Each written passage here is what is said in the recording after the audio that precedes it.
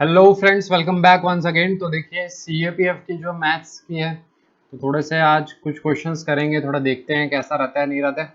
बाकी अगर आप लोग का डिमांड रहता है कि सब कुछ सही है तो फिर हम लोग इसको कंटिन्यू करेंगे, other than that wind up कर लेंगे हम लोग। ठीक है, तो देखते हैं। अब आप सोचेंगे कि मतलब मैथ भी मैं ही कराने आ गया, तो देखिए वैसा नहीं है कि मतलब मैं सब कुछ ही आपको करा सकता हूँ, बट हाँ कुछ सेगमेंट ऐसे हैं जो मैं आपको डेफिनेटली करा ही सकता हूँ। अब आप सोचेंगे कि मैथ्स कैसे करा सकते हैं जब आप इस मतलब जीएस वाले सेगमेंट को डील करते हैं। तो अगर जो स्टूडेंट जानते होंगे वो तो जानते ही होंगे, और जो नहीं जानते उनको बता दूं कि सर अगर आप देखेंगे कि मैंने जो ये प्रिपरेशन है वो 2020 के ऑन एंड अराउंड से स्टार्ट की थी। और अगर उससे पहले अगर आप देखते हैं 2018 में, तो उस समय मैं जनरल कंपटीशन यानी कि जो एसएससी जैसे एग्ज़ाम्स हैं उनके लिए प्रिपेयर करता था। और उस टाइम पे मैं इंडिया के जो अभी सबसे लार्जेस्ट है, जिन्होंने अभी मोनोपोली क्रिएट कर लिया है, ठीक है, आपको पता ही होगा, समझदार हैं आप लोग। तो वहाँ पर मैं एसएससी के जो कैटेगरी होता है उसमें मैथ्स का एजुकेटर था। ठीक है, तो ऐसा नहीं है मतलब कि मैथ्स करा नहीं सकते, आराम से करा सकते हैं। तो आपको किसी भी तरह की दिक्कत नहीं होगी। ठीक है, फिर भी आप देख सकते हैं, अगर आपको सही लग रहा है तो कंटिन्यू करेंगे, अदर देन दैट इसे कंटिन्यू नहीं करेंगे। ठीक है, वैसे भी करने के लिए काफ़ी काम है, बट फिर भी बेस्ड ऑन द डिमांड्स हम लोग थोड़ा इसको कंटिन्यू करके देखेंगे। राइट। बस हाँ, ये मैं बता सकता हूँ ना कि देखिए अगर आप ये सोच रहे हैं कि मैं आपको बहुत ही ट्रेडिशनली तरीके से पढ़ाऊंगा तो नहीं। हाँ, कुछ क्वेश्चंस में डेफिनेटली मैं ट्रेडिशनली तरीके से पढ़ाऊंगा, बट मेरा मैथ्स के पीछे भी अप्रोच डिफरेंट है। आप देखेंगे कि मैं जब जीएस की बात करता हूँ तो जीएस में भी एक डिफरेंट अप्रोच के साथ मैं लेके चलता हूँ। सेम वे में मैथ्स में भी आप देखेंगे ना, तो मैथ्स में मैं आपको डिफरेंट अप्रोच की तरफ लेके जाऊंगा, क्योंकि मैथ्स मुझे ऐसा लगता है कि जैसे अगर आप देखेंगे जो मैथ्स है वो मतलब बहुत ही इजी सब्जेक्ट में से एक है। अगर आप उसको समझ पाते हैं तो उसमें ज़्यादा मतलब डिफिकल्टीज नहीं आती। ठीक है, अगर आप सीख पाते हैं मैथ्स को। ठीक है, और मैं यही कोशिश करूंगा कि मैं आपको मैथ्स सिखा पाऊँ, ताकि क्वेश्चंस आए ना आए आप फिर भी एग्जाम में से इजीली जो है ऑलमोस्ट सभी क्वेश्चंस को करेक्ट कर सकते हैं। तो देखिए हम लोग रिवर्स ऑर्डर में चल रहे हैं, तो 2021 में जितने भी क्वेश्चंस आए थे आज मैथ्स वाले डील करेंगे, फिर उसके रीजनिंग वाले भी डील कर लेंगे, उसके बाद फिर 2019 सारे कर पाएंगे। ठीक है, उसके बाद अगर रहेगा तो आप लोग का डिमांड, तो उसके बेसिस पे हम लोग जो है आपको चैप्टर वाइज भी हम आपको करवा के देंगे। ठीक है, सीएपीएफ में उतना मैथ्स का इंपॉर्टेंट रोल नहीं है, लेकिन हाँ वैसा इंपॉर्टेंट रोल है अगर जिन स्टूडेंट्स को मैथ्स बिल्कुल नहीं आता, क्योंकि फिर वहां पर इसलिए ये इंपॉर्टेंट हो जाता है क्योंकि आपको फिर जहाँ पर जो मैथ्स है वहां पर आप आराम से 80-90% या 100% एक्यूरेसी अटेन कर सकते हैं, जो कि जीएस के किसी भी कॉम्पोनेंट में करना थोड़ा मुश्किल हो जाता है। राइट, तो उस बेसिस पर थोड़ा इंपॉर्टेंट हो जाता है। अब देखिए कुछ बातें मैं आपको बता देता हूँ इम्पॉर्टेंट है। देखिए पेपर वन की अगर बात करते हैं तो पेपर वन के लिए अब हमारे पास फ्री और पेड दोनों इनिशिएटिव अब हमारे पास हैं। तो अगर आप फ्री इनिशिएटिव्स की बात करते हैं, लेकिन ज़्यादा हमारे पास फ्री इनिशिएटिव्स हैं। फ्री इनिशिएटिव में हम आपको जीएस 365 कॉम्पोनेंट दे रहे हैं, जहाँ पर अगर आप देखते हैं जीएस 365 में, तो वहाँ पर हम आपको जो है वो पॉलिटी ऑलमोस्ट कंप्लीट करवा रहे हैं, उसके बाद साइंस है, फिर इसके बाद हिस्ट्री एंड ज्योग्राफी अपकमिंग है वो जो आने वाली है। ठीक है, इसके अलावा अगर आप हमारे Telegram channel that is S defence exams, Telegram channel है एस डिफेंस एग्जाम्स, ठीक है, तो अगर इसको ज्वाइन करते हैं, ठीक है, सर्च कर सकते हैं आप, डिस्क्रिप्शन में लिंक होता है, बट कुछ स्टूडेंट को ऑलवेज डिस्क्रिप्शन के लिंक को ओपन करने में दिक्कत आती है, तो आप सर्च कर सकते हैं एस डिफेंस एग्जाम्स, तो आपको वो चैनल मिल जाएगा। ठीक है, तो एज डिफेंस एग्जाम्स को आप सर्च कर सकते हैं। तो वहाँ पर हम आपको जैसे क्विजेज हैं या नोट्स हैं वो सब चीज़ें प्रोवाइड करते हैं। लेकिन जब क्विजेज की बात आती है तो हमारे पास एक पेड मॉड्यूल है जो कि ज़्यादा स्ट्रक्चर्ड मैनर में है और एग्जाम ओरिएंटेड है, that is our paid Telegram channel. जो हमारा पेड टेलीग्राम चैनल है, इसके बारे में ज़्यादा डिटेल्स इसी चैनल पे आपको मिल जाएगा, टेलीग्राम वाले पे। तो अगर आप बहुत ही नॉमिनल फीस है, इसमें आपको 3 to 4 मंथ्स का एक्सेस मिलता है उस चैनल पे, जहां पर स्ट्रक्चर्ड मैनर में आप पॉलिटी ये सारे का रिवीजन कर सकते हैं, क्योंकि इसमें क्विजेस मिलती हैं, शॉर्ट इन्फोग्राफिक्स और बहुत कुछ मिलता है। ये सारी डिटेल्स के लिए आप जा सकते हैं। ठीक है, तो ये एक पेड मॉड्यूल है, बाकी सारी चीजें फ्री है। पेपर टू की अगर बात करते हैं तो देखिए पेपर टू में अगर हम पेड की बात करते हैं तो हम आपको टेस्ट सीरीज प्रोवाइड करते हैं, जहां पर टेस्ट सीरीज इवेल्युएशन मेरे द्वारा ही की जाती है, क्वेश्चन फ्रेम भी मैं ही करता हूँ। तो ये टेस्ट सीरीज है जहाँ पर सेक्शनल टेस्ट सीरीज हम अभी रन कर रहे हैं, जहाँ पर हम आपको इंडिविजुअल टेस्ट लेने का ही मौका देते हैं, ताकि अगर कोई स्टूडेंट ऐसा है जो इंडिविजुअल लेना चाहता है तो इंडिविजुअल भी उनके पास ऑप्शन है। अगर आप पूरे टेस्ट सीरीज में आना चाहते हैं तो वो भी मॉड्यूल है। इसके अलावा फ्री में हमारे पास बहुत सारे इसके इनिशिएटिव्स हैं। पहला तो आपको पेपर टू का हम अप्रोच क्लासेस दे रहे हैं, the second thing is that topics की जब बात आती है तो टॉपिक्स में हम आपको स्टैटिक टॉपिक्स के साथ साथ हम आपको जो करंट के टॉपिक्स भी दे रहे हैं। करंट के टॉपिक्स के लिए आप हमारा जो वीडियोस हैं विजन आईएएस के वो देख सकते हैं, और अगर स्टैटिक टॉपिक्स की बात करें तो आप हमें इंस्टाग्राम पे फॉलो कर सकते हैं, वहां पर हम आपको स्टैटिक टॉपिक्स प्रोवाइड करा रहे हैं। तो अगर आप पूरी कंप्लीट तैयारी सीएपीएफबी करनी चाहती हैं तो वन स्टॉप सोल्यूशन हो सकता है। अगर आप बैलेंस बना के रखते हैं फ्री एंड पेड के बीच में तो definitely that would be there. ठीक है, तो चलिए हम लोग यूजुअली इतनी देर बात नहीं करते, बट वही होता है कि जब भी हमारा कोई भी कोर्स का पहला क्लास होता है तो थोड़ा हम डिस्कशन कर लेते हैं, वैसे ज़्यादा हम लोग क्लास के दौरान डिस्कशन नहीं करते हैं ये सब चीज़ों पर। चलिए तो क्वेश्चंस को ही डील कर लेते हैं। देखिए अगर हम पहला क्वेश्चन को देखते हैं तो पहला क्वेश्चन जो है वी अगर आप अपना सेट भी देखेंगे ना तो पहला ही था आपके एग्जाम में भी, मतलब पहला इन द सेंस कि एग्जाम के क्वेश्चन में जो मैथ्स का क्वेश्चन था वहां से पहला था। तो क्वेश्चन क्या कह रहा है, आपको इसमें भी इंपॉर्टेंट चीजें पता होनी चाहिए, जैसे कि पहला है कि there are 8 metallic balls, right, और कितने 1 सेंटीमीटर रेडियस के each are melted to form one ball.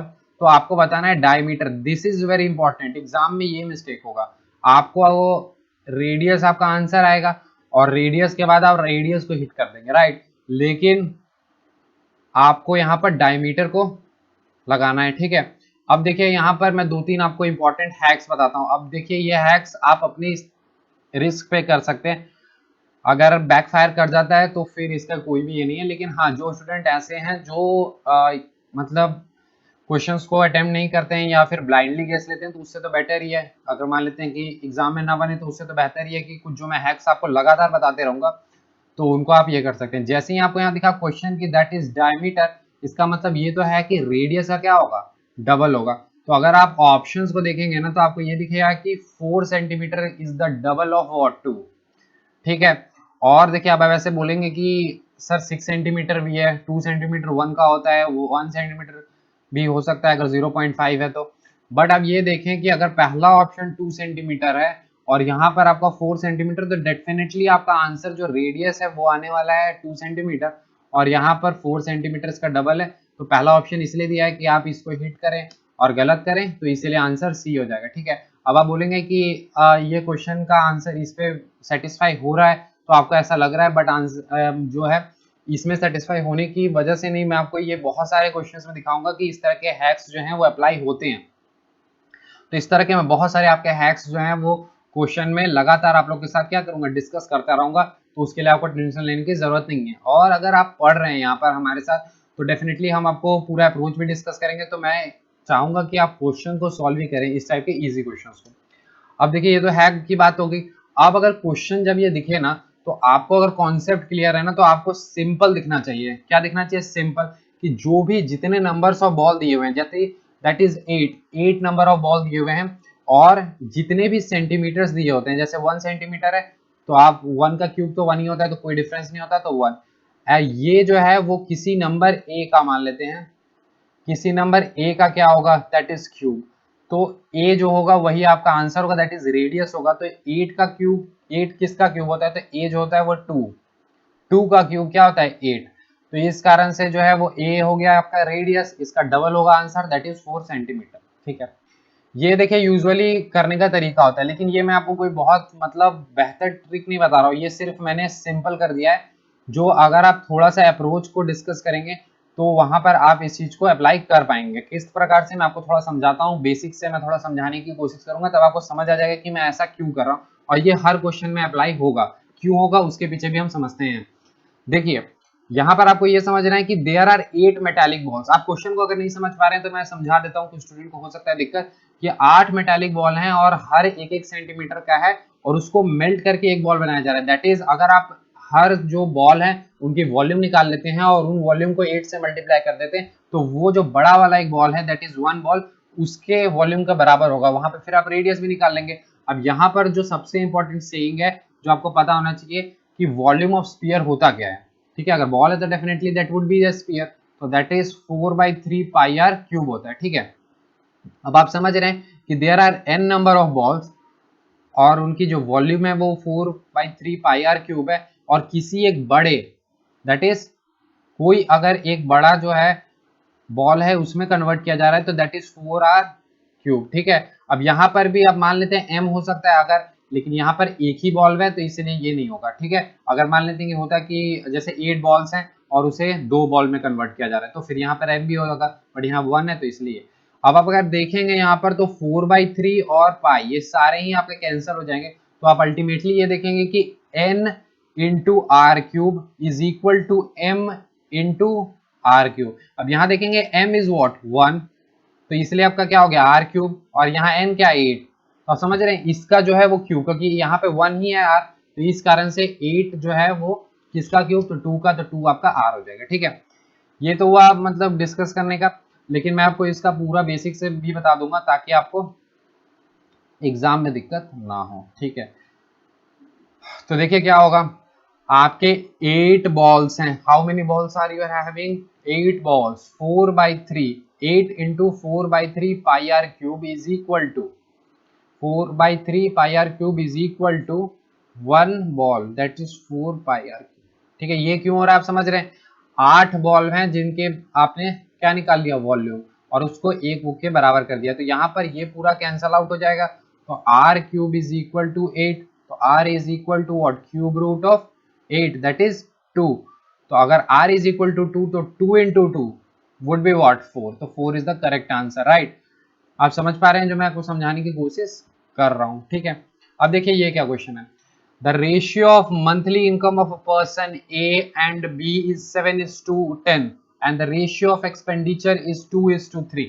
अगर मैं बात करता हूं ए और बी का रेशियो कितना है sir, 7:10 of what there income, income का उनका, और वही ए और बी के एक्सपेंडिचर का अगर हम रेशियो की बात करते हैं तो एक्सपेंडिचर इज व्हाट 2:3, 2:3 जो है वो आपका एक्सपेंडिचर। अब आपको ये तो पता ही होगा, ये तो बेसिक चीज है कि sir when we are talking about income, अगर आपकी इनकम मान लेते हैं 10,000 रुपए है और आप उस पे से एक्सपेंड करते हैं यानी खर्च करते हैं 5,000 रुपए, तो आपकी सेविंग कितनी होगी, what would be your saving, saving कितनी होगी 5K होगी, राइट। यहाँ क्या दिया हुआ है, ए की इनकम है और बी की, इसकी रेशियो दिया हुआ है 7:10, 7:10, और आपको कहा है कि the ratio of expenditure is 2:1, ठीक है। और उसके बाद अगर आप देखेंगे A and B saves 1,000 rupees per month, ठीक है। अगर यहाँ पर आप डिफरेंस देखें 7 और 2 का डिफरेंस कितना होगा 5, ठीक है, रेशियो डिफरेंस की बात करो, यहाँ डिफरेंस कितना होगा 7, तो आप देखते हैं यहाँ पर जो डिफरेंसेस हैं वो क्या है, सेम नहीं है, और यहाँ पर जो अमाउंट है वो तो सेम है, क्योंकि 1,000 ही दोनों क्या कर रहे हैं, सेव कर रहे हैं। तो जैसे ही आपको इस तरह का क्वेश्चन दिखे जहां पर आपकी सेविंग जो है वो दोनों की सेम हो बट रेशियो सेम नहीं हो, तो हमें यहाँ क्या करना होता है, हमें रेशियो को सेम करना होता है। अब रेशियो सेम करने का बहुत ही बेसिक सा अप्रोच होता है कि आप इन दोनों के बीच के गैप को देखें और इन दोनों के बीच के गैप को देखें, ठीक है। पहले मैं आपको ये रेशियो लिख देता हूँ फिर से दोबारा। अब इन दोनों के बीच का गैप कितना है 3, तो आप नीचे वाले को 3 से मल्टीप्लाई कर देते हैं, और वो नीचे वाले का 1 है तो वो डिफरेंस नहीं होगा, कोई 7:1 और 10:1 10 ही रहेगा। तो यहाँ अगर आप देखेंगे ये कितना हो जाएगा 6 और ये कितना हो जाएगा 9। अब अगर आप डिफरेंस देखेंगे 7 और 6 के बीच का डिफरेंस है 1 और 10 और 9 के बीच का डिफरेंस कितना है 1, तो यानी आपको ये पता चल जाता है कि 1 जो है 1 की वैल्यू कितना दिया हुआ है 1,000, और आपसे पूछा क्या गया है बी की इनकम कितनी है, तो बी की इनकम कितनी होगी 10, तो 10 इंटू 1,000 दैट वुड बी 10,000, और यहाँ पर आपका जो है वो 10,000 आपका यहाँ पे क्या हो जाएगा, करेक्ट आंसर हो जाएगा।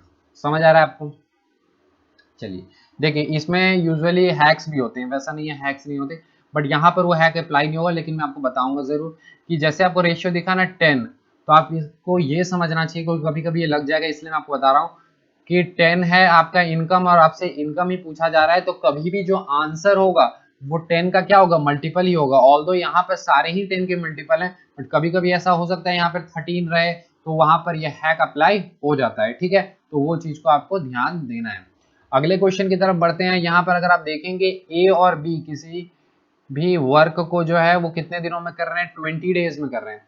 बी और सी की अगर हम बात करें तो बी और सी सेम वर्क को कितने दिनों में कर रहे हैं, आपके 30 डेज में, और उसके बाद ए और सी जो है उसी वर्क को 24 डेज में कर रहे हैं, यानी difference in days means difference in efficiency. इस तरह के क्वेश्चंस को बनाने के लिए सबसे पहले आपको क्या ले लेना चाहिए, तीनों का एलसीएम ले लेना चाहिए। एलसीएम लेने का सबसे इजी तरीका मैं मानता हूं कि सर जो भी सबसे बड़ा नंबर है उसी को एलसीएम ले लेना चाहिए। तो मेरे अनुसार से सर 30 ही एलसीएम है। लेकिन अगर मैं जब 30 को देखता हूँ, 30 मीन्स व्हाट, 6 इंटू 5। लेकिन अगर इस नंबर को देखेंगे 24 को, तो 24 में 6 तो है, लेकिन एक एडिशनल क्या होगा 4, 6 इंटू 4, और इस नंबर में 4 नहीं है। इस कारण से हम इस नंबर को ही 4 से मल्टीप्लाई कर देंगे, दैट इज 120। तो 120 को अगर आप देखेंगे तो 120 में 6 भी है, 5 भी है और 4 भी है।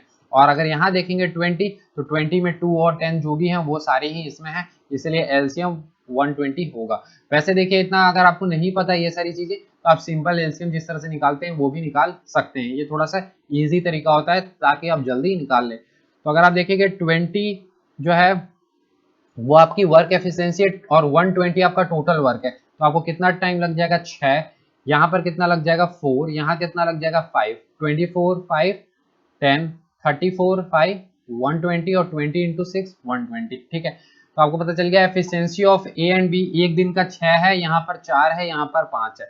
अगर हम ऐसा कर सकते हैं कि तीनों को क्या कर देते हैं, ऐड कर देते हैं, वी कैन ऐड, हम इन तीनों को क्या कर सकते हैं, ऐड कर सकते हैं। तो अगर हम इन तीनों को ऐड करेंगे तो आपको दिखेगा 6 + 4 is equal to 50, total add करने पे 15 होगा। लेकिन अगर यहाँ पर अगर आप देखें एक चीज को कि इनको ऐड करेंगे तो यहाँ पर a एक बार है, यहाँ पर b है, तो ये 2a हो जाएगा, यहाँ पर b b, तो यानी 2b हो जाएगा, यहाँ c c, तो 2c हो जाएगा, यानी 2 into a plus B plus C, right. तो यहाँ पर हमें a plus B plus C चाहिए, that is a plus B plus C के लिए 2 को आप इधर लेके जाएंगे, दैट इज 15/2। 15/2 आप बहुत सारे देखेंगे कि बहुत लोग आपको ये क्या करेंगे, सॉल्व करवा देंगे, बट मैं यूजुअली प्रेफर नहीं करता, फ्रैक्शंस अगर आते हैं आप सॉल्व कभी ना करें, ठीक है। तो अगर आप देखेंगे 15/2 हो गया a plus B plus c, a plus B plus c is equal to 15/2। यहाँ पर आपको बताना क्या है, a alone can finish that work in how many days, तो अलोन कितने दिनों में करेगा, तो यहाँ पर a तो चाहिए ही, इसलिए b और c को क्या करेंगे हम नंबर्स में कन्वर्ट कर देंगे। नंबर में कैसे कन्वर्ट कर सकते हैं, b और c उसी कार्य को कितने दिनों में, 4 दिनों में करें, तो हम यहाँ पर क्या लिखेंगे 4, तो a plus 4 is equal to 15/2।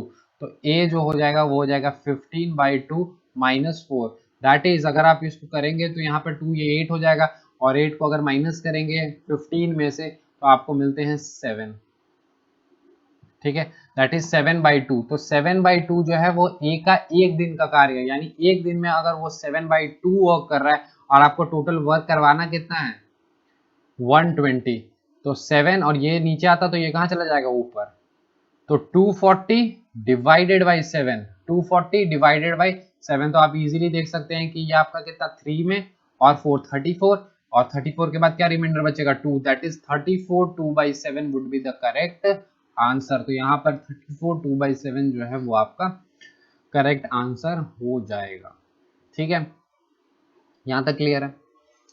आते हैं हम अगले क्वेश्चन की तरफ।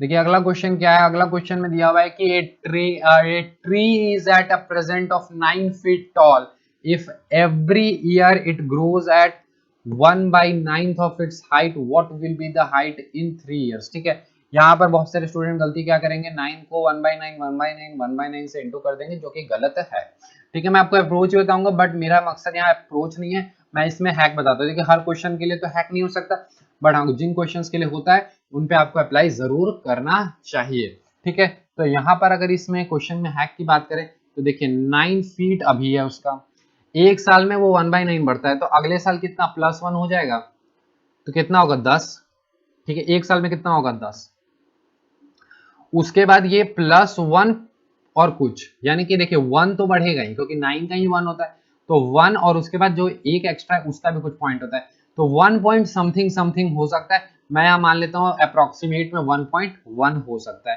तो ये कितना हो जाएगा 11.1, राइट। फिर अगर आप यहाँ पर देखेंगे तो फिर से इसका 1/9 आपको निकालना नहीं है, आप सोच ले कि 1 पॉइंट कुछ समथिंग, दैट इज 1.2, कुछ भी हो सकता है, तो 1.2, तो अगर आप देखेंगे इसका जो हो जाएगा वो आपका 12.3 समथिंग समथिंग होगा, और आपका आंसर जो है वो बी हो जाएगा। फिर भी हो सकता है कि यहाँ पर कुछ लोगों को दिक्कत है, तो मैं आपको एक और तरीका बताता हूँ।